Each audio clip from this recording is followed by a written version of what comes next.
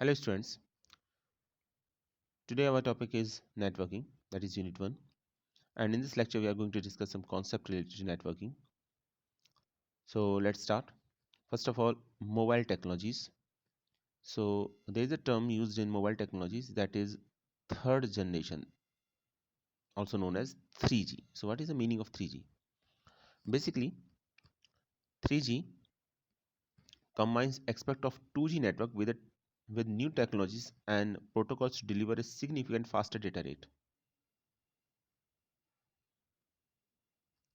So as far as generations are concerned, basically generation are categorized into five basic category: 1G, 2G, 3G, 4G, and 5G. 5G is the upcoming technology, and 1G is the oldest generation. Okay. As far as syllabus is concerned, there are only 3G and 4G are in your syllabus. So here I just give a brief description about 3G and 4G. So when we say that 3G, basically it is a upgrade version of 2G network where we can transfer data rate, where we can transfer our data much more faster as compared to 2G. Okay, that is the basic difference between 2G and 3G. Next, by using packet switching, the original technology was improved to allow speed up to 14 megabytes per second. So when we talk about the speed of the third generation 3G in mobile communication, its speed is around 14 megabytes per second. Okay, and the concept which is used is packet switching.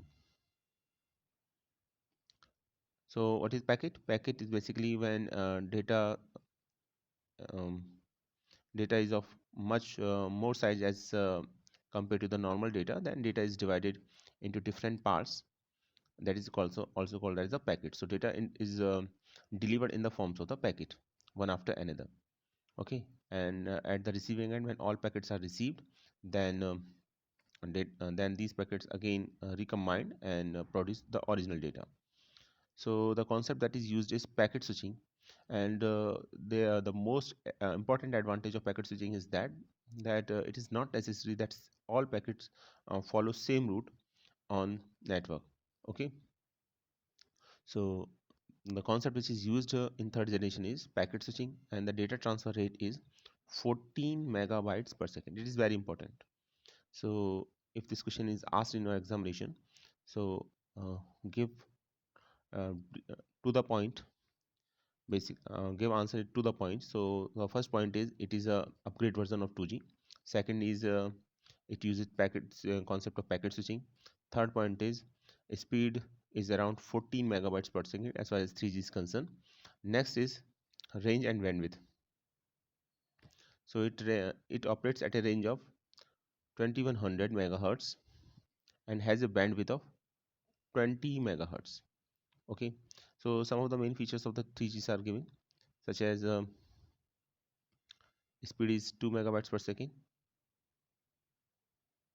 Normally its speed is 2 megabytes per second, and maximum speed is 14 megabytes per second.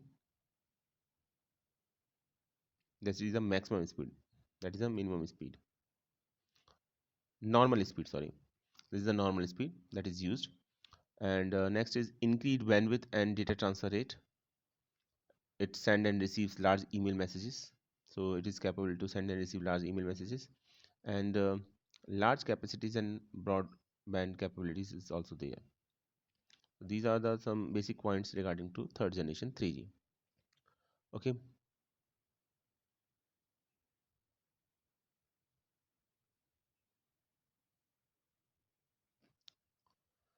Next is fourth generation 4G mobile technology. 4G mobile technology. So the main difference between 3G and 4G is the data rate. So when we say that, we can say that as far as data rate is concerned, 4G has higher data rate as compared to 3G.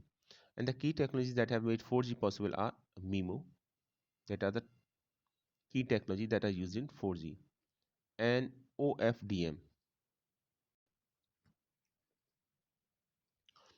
What is the meaning of MIMO? MIMO is multiple input, multiple output, and OFDM refers for orthogonal frequency division multiplexing. So the two main key technologies that are used in 4G are these MIMO and OFDM. So if this question is asked in examination, you can write the first point as a 4G has a greater data rate as compared to 3G, and third, as far as technology is concerned, 4G possibly there are two basic technologies that are used in 4G, that is MIMO, multiple input and multiple output, and OFDM, orthogonal frequency division multiplexing. Next is the most important 4G standards are WiMAX and LTE. These are the most important or 4G standards, WiMAX and LTE, that are used in 4G technologies. And what is the meaning of LTE? Basically, while 4G LTE is a major improvement over the 3G speed, it is a technically not 4G. So when we say that 4G and 4G LTE, actually both are not same. First of all, let us see what is the meaning of LTE. Okay, so what is the difference between 4G and LTE? LTE refers for long-term evolution. That is the full form of LTE. So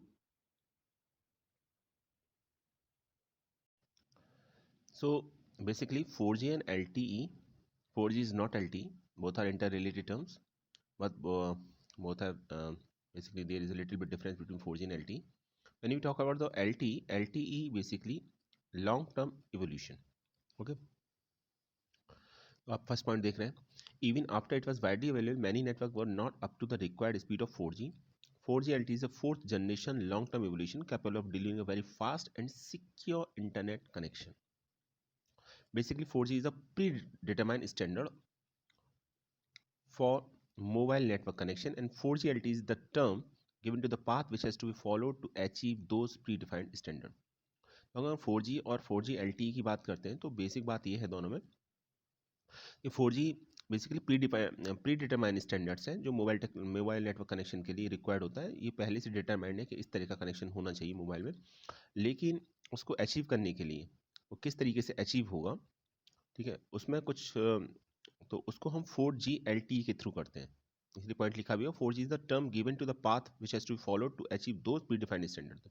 तो 4G LTE वो path है जो pre defined standard जो 4G में पहले से already established है, उनको कैसे फुलफिल किया जाएगा वो आपका 4G LTE के थ्रू होता है आपका. तो ये एक्चुअली ये जो टर्म है 4G LTE, ये एक पाथ है और ये बताता है कि जो प्री डिफाइंड स्टैंडर्ड है 4G के, उसको किस तरीके से फॉलो किया जाएगा. ओके, तो that is the difference between 4G and LTE. तो इसे लॉन्ग टर्म एवोल्यूशन बोलते हैं आपका. तो 4G आपका प्री डिफाइंड स्टैंडर्ड है और LTE लॉन्ग टर्म एवोल्यूशन है. ये वो पाथ है जो ये डिसाइड करता है कि किस तरीके से ये 4G के प्री डिफाइंड स्टैंडर्ड्स को फॉलो किया जाएगा. Okay, so that is the basic difference between 4G and LTE. हर जगह आपको 4G LTE लिखा हुआ मिलेगा आपको, ठीक है. तो उसमें आपको फिर ये इसके बारे में लिखना है. This is the last point is very important as far as 4G LTE is concern. Next, अब इसके 4G LTE की कुछ स्पेशलिटी देखते हैं, क्या इसमें अलग है औरों से या क्या फीचर्स हैं इसमें. Support interactive multimedia voice video.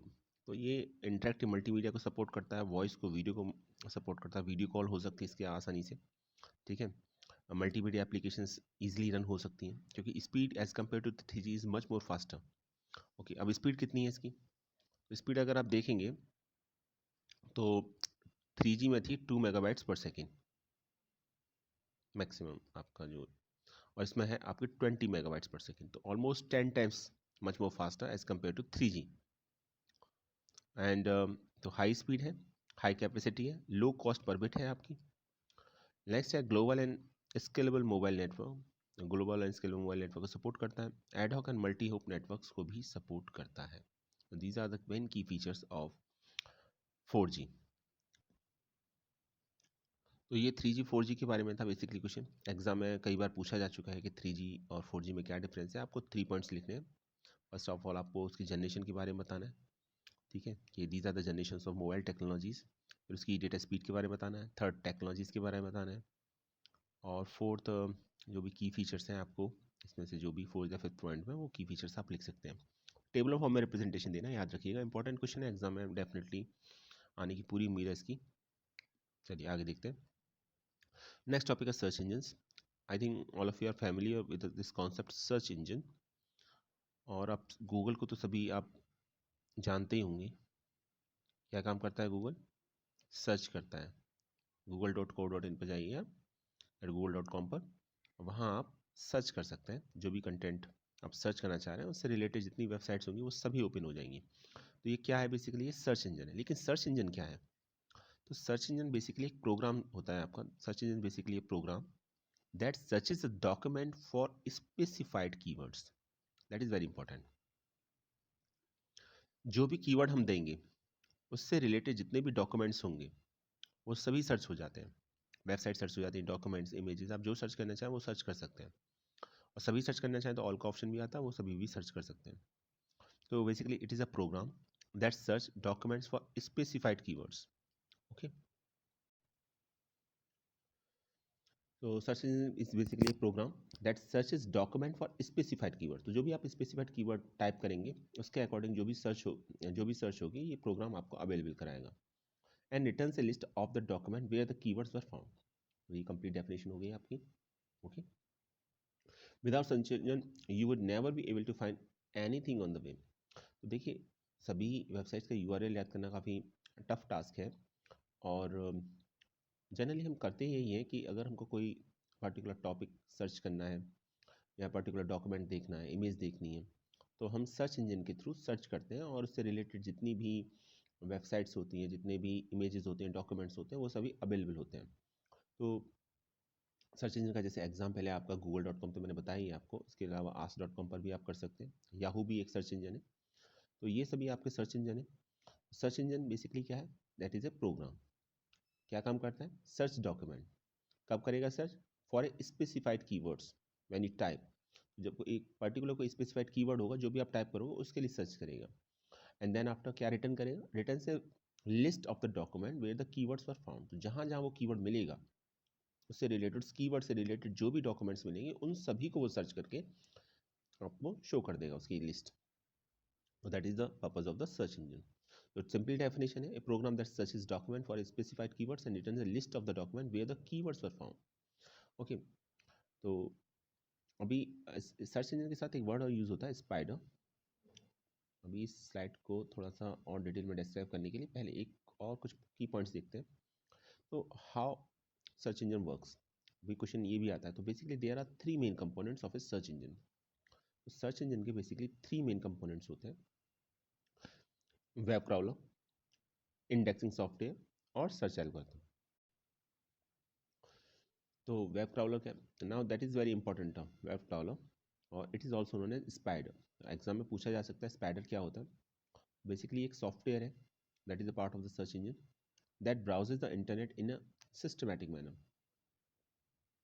जो इंटरनेट को सिस्टमैटिक मैनर में ब्राउज करता है, ठीक है, इसलिए इसे स्पाइडर बोलते हैं, वेब क्राउलर बोलते हैं।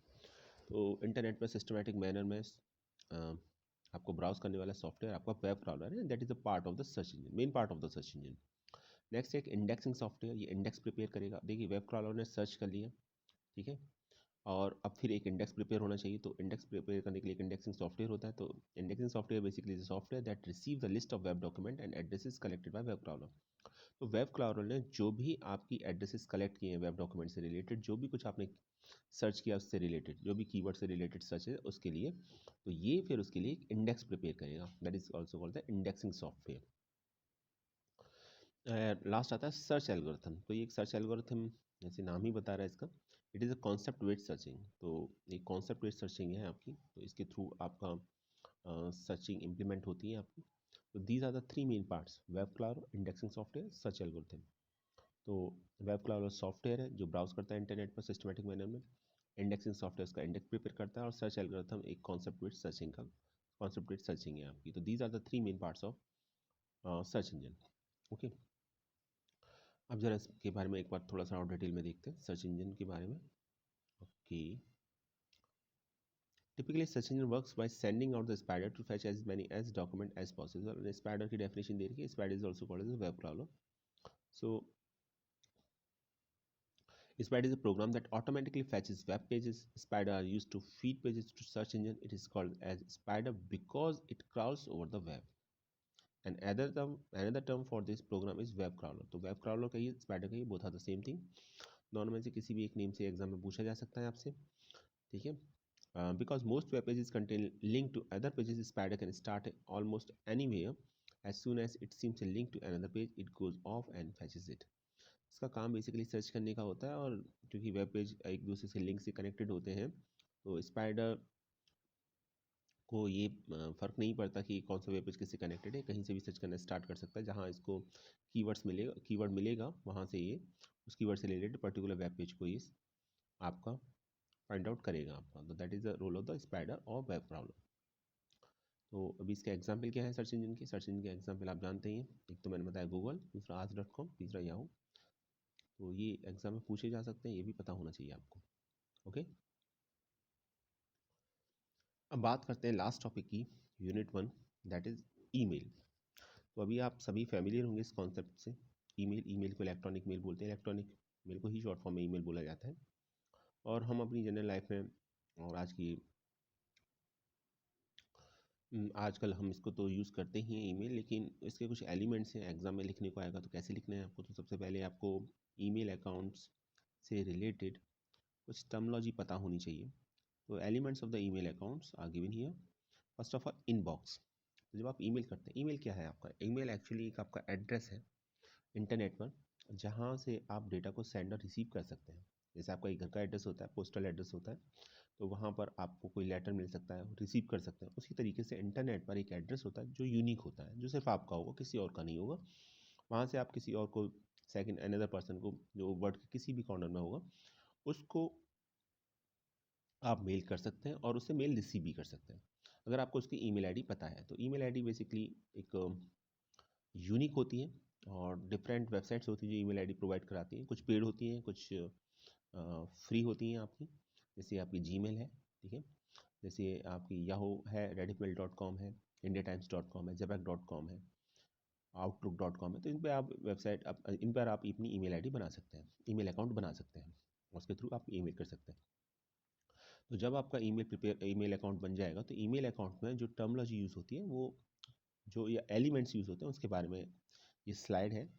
पहला होता है इनबॉक्स. तो जो भी मैसेजेस आते हैं आपके, what ever the incoming message, that is a part of inbox. तो वो मैसेज आपके इनबॉक्स का पार्ट बनते हैं. तो जो भी आपके पास मैसेज आएगा वो इनबॉक्स में आएगा आपका, ठीक है. Next is outbox. That is just opposite to that of the inbox, बिल्कुल जस्ट अपोजिट है इनबॉक्स का.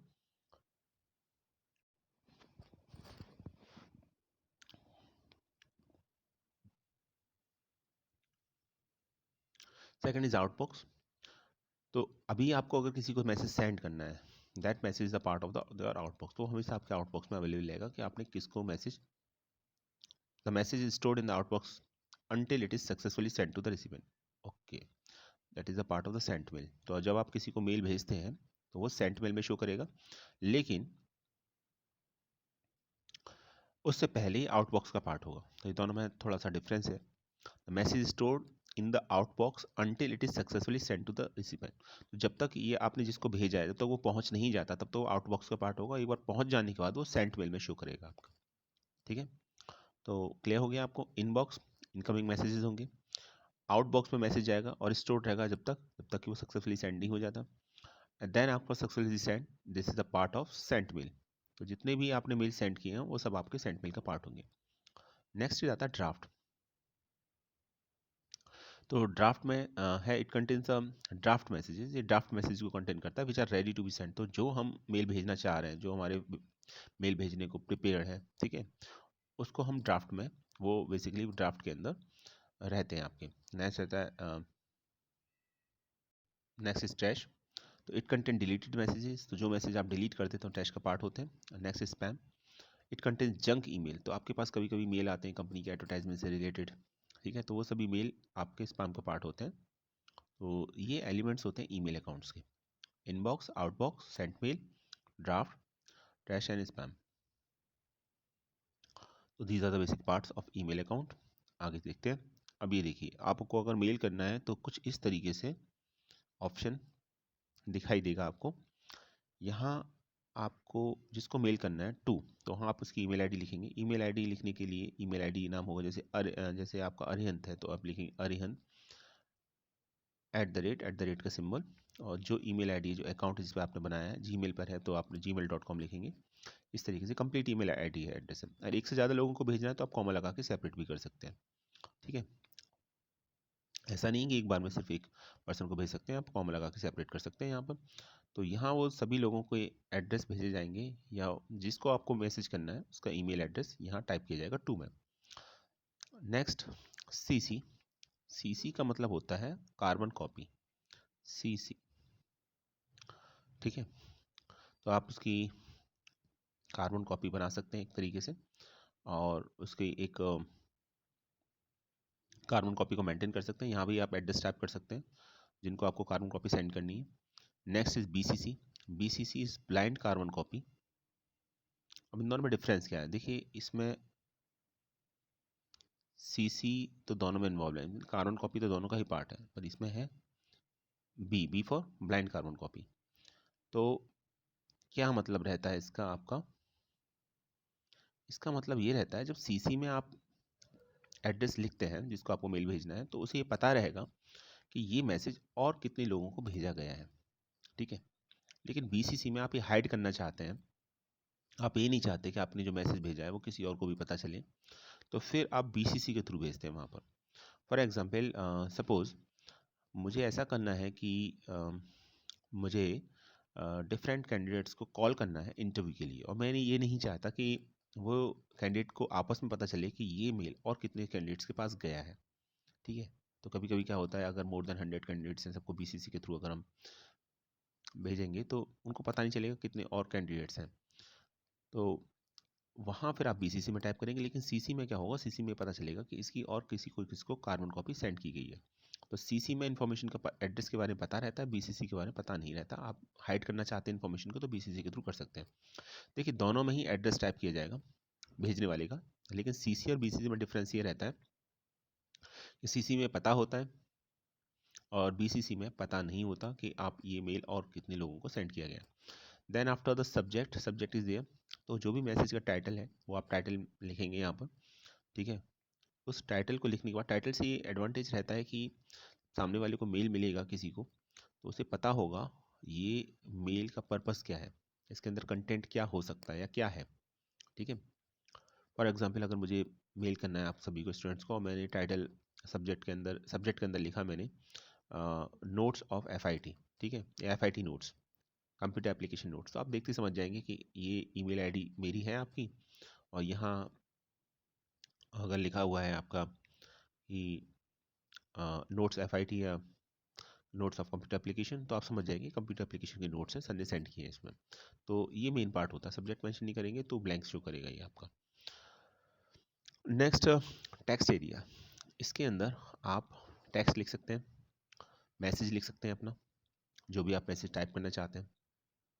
ठीक है, वो मैसेज लिख सकते हैं आप इसमें, और ज़रूरी नहीं है कि हमेशा टेक्स्ट के साथ टेक्स्ट अवेलेबल हो, आप विदाउट टेक्स्ट भी कोई फाइल सेंड कर सकते हैं।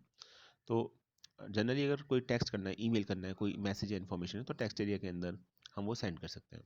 जैसे कहीं आपको जॉब के लिए अप्लाई करना है तो एक तरीके से समझ लीजिए, एक तो एक डॉक्यूमेंट्स या आपका रिज्यूमे होगा, एक तो वो, और एक कवर लेटर होगा। तो जो कवर लेटर होगा आप उसका कंटेंट यहाँ मेंशन कर सकते हैं टेक्स्ट एरिया के अंदर, और जो आपका ईमेल है उसको जो आपका रिज्यूमे है उसको आप अपने ईमेल से कनेक्ट करना चाहते हैं तो यहाँ एक ऑप्शन आता है अटैचमेंट का, तो उस फाइल को आप अटैच कर सकते हैं। देखिए लिखा भी हुआ अटैचमेंट, तो यहाँ आप फाइल को अटैच कर सकते हैं।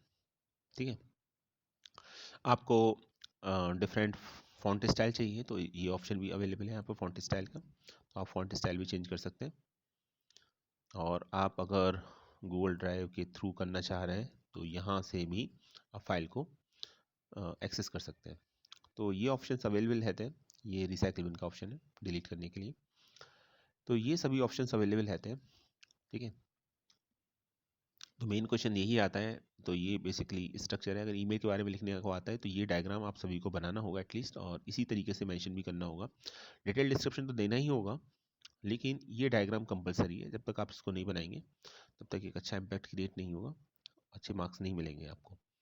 तो यहाँ टू में आपको एड्रेस है जिसको आपको मेल सेंड करना है, उसका एड्रेस सीसी में भी हम सीसी में अगर हम एक से ज़्यादा लोगों का एड्रेस टाइप करते हैं तो वहाँ सभी एक दूसरे के बारे में जानते हैं कि ये मेल किस किस को और गया है, लेकिन बीसीसी के अंदर ऐसा नहीं होता।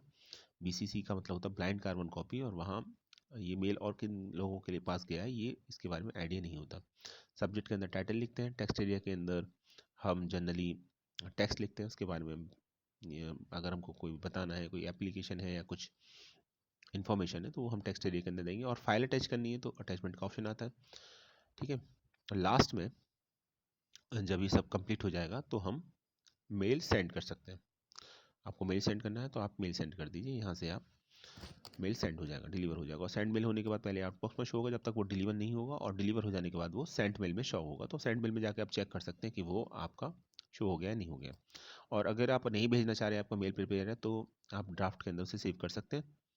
और डिलीट कर दिया तो ट्रैश के अंदर आएगा। और डिफरेंट कंपनीज अपनी एडवर्टाइजमेंट करते हैं अपने प्रोडक्ट्स के, तो उस तरह के जो मैसेजेस आते हैं, ईमेल आते हैं, वो स्पैम के अंदर शो होते हैं। तो ये याद रखिएगा। तो ये टोटल ईमेल का स्ट्रक्चर था, आई थिंक समझ में आ गया होगा आपको। चलिए थोड़ा सा और डिटेल में देखते हैं स्ट्रक्चर ऑफ ईमेल एड्रेस। तो पहला है टू, ये ऑलरेडी बता चुका हूँ। This field contain the email address of the recipient, तो यहाँ जो भी जिसको भी आप मेल भेज रहे हैं उसका ईमेल एड्रेस आएगा। Next is CC, CC stand for carbon copy, full form याद रखिएगा। और सीसी और बीसीसी में पिछली बार डिफरेंस पूछा जा चुका है, इंपॉर्टेंट क्वेश्चन है। ईमेल से रिलेटेड सबसे इंपॉर्टेंट क्वेश्चन यही है, ईमेल आपके सिलेबस में है तो ये पूछा जाने के चांसेस है कि सीसी और बीसीसी में क्या डिफरेंट होता है। CC stand for carbon copy. This contain the address of the recipient to whom you want to send a copy of an email message. तो आप जिसको अपने ईमेल मैसेज की कॉपी भेजना चाह रहे हैं उसका आप एड्रेस सीसी के अंदर लिखेंगे। And BCC stand for blind carbon copy. Blind carbon copy full form याद रखिएगा। ब्लाइंड वर्ड इसीलिए ऐड हुआ है इसके साथ क्योंकि जो अदर रिसिपेंट है उसको पता ही नहीं चलेगा, वो ब्लाइंड रहेगा टोटली कि ये मैसेज और किसको भेजा गया है, ठीक है, इसकी कार्बन कॉपी और किसको भेजी गई है। So this field also contains the list of the recipients. BCC recipients can see the to and CC recipient to and CC addresses, but BCC recipients name is not visible to other. देखिए जब आप CC के through address भेजेंगे तो CC में जिसका address होगा वो टू वाले एड्रेसेस को भी देख सकता है किस किस को भेजा गया है, और CC वाले किस किस को कार्बन कॉपी भेजी गई ये भी देख सकता है। लेकिन जो BCC में है वो नहीं देख सकता, उसको पता ही नहीं चलेगा ये मैसेज और किस किस को भेजा गया है, इसकी कार्बन कॉपी किसको भेजी गई है, मैसेज किसको भेजा गया है, उसको पता ही नहीं चलेगा इसके बारे में, ठीक है। Next is subject. This field contain the field of A message, the title of A message, तो मैसेज का टाइटल सब्जेक्ट के अंदर भेजा जाएगा। Next is body, body is include the text of email messages, तो ईमेल मैसेज का जो भी टेक्स्ट है आप बॉडी के थ्रू भेज सकते हैं। नेक्स्ट इज अटैचमेंट, आपको फाइल अटैच करनी है, you can attach any document with email messages, कोई इमेज है, कोई फाइल है, कोई भी टेक्स्ट फाइल है, पीपीटी है, कुछ भी है, आपका ऑडियो फाइल भी है, उसको भी कनेक्ट करके भेज सकते हैं। लिमिट होती है फाइल की एक, उससे ज़्यादा नहीं भेज सकते आप। You can attach any document with email messages. Next is formatting, using the formatting tab you can format the message. अगर आपको मैसेज को फॉर्मेट करना है तो फॉर्मेटिंग टैब के थ्रू मैसेज आप फॉर्मेट भी कर सकते हैं। और कुछ और ऑप्शंस भी होते हैं, other options like emoticons, bold, italic, hyperlink are used to make messages more interactive। तो इसके थ्रू हम मैसेज को अपना थोड़ा और इंटरेक्टिव बना सकते हैं, बोल्ड कर सकते हैं, ठीक है, हाईलाइट कर सकते हैं, इटैलिक में चेंज कर सकते हैं, हाइपरलिंक क्रिएट कर सकते हैं। और इमोटिकॉन्स होते हैं तो उसके थ्रू भी हम मैसेज को और पहले से बेहतर बना सकते हैं। तो कुछ एडवांटेजेस क्या है ईमेल की। Email speed of the workflow process, document can be send for comments, corrections can be made quickly, email saves paper printing cost, multiple copies of a message can be sent to a group of people, messages can be prepared in advance and saved until you are ready to send them, and files and images can be attached to an email।